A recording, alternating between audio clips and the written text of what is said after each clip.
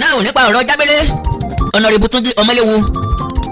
kí ló ṣe fún ọ tó lè fọwọ́ lẹ́rán. àkọ́kọ́ ń tó ṣẹlẹ̀ òun náà ni wípé ìgbà tí mo lọ sí gangan ṣe mọ̀ wípé ojú làgbà yàgbà kì í yánu tí mo ní Jábélé feel reluctant láti release microphone fún mi. do you know wípé ìṣẹ̀lẹ̀ ń ṣẹlẹ̀ sí Jábélé lọ́wọ́. tó lè fọwọ́ lẹ́rán kó máa. ìṣẹ̀lẹ̀ ọ̀hún ìṣẹ̀lẹ̀ tó bàyàn lọ́kàn jẹ́ ni. ẹnìkan wà nípò kan lọ́wọ́ lásìkò náà n ò fẹ́ sọ̀rọ̀ ńbẹ̀ ibẹ̀ lọ́kàn Jábélé wà ọkàn rẹ̀ ò sí níbi tó wà ń dandan kàn ní kó participate nínú nǹkan tí wọ́n ń ṣe ni. náà ò nípa cattle rustler Jábélé kì í ṣe cattle rustler ṣe kí lórúkọ ẹ̀ Sẹ́ríkì Gàngàn Sàlíù oní cattle rustler. ibẹ̀ ni mo ti sọ wípé àwọn nǹkan kan ń bẹ tọ́jà pé Jábélé kọ́ lónìí but by mistake awé mọ́ Jábélé lẹ́sẹ̀ by mistake.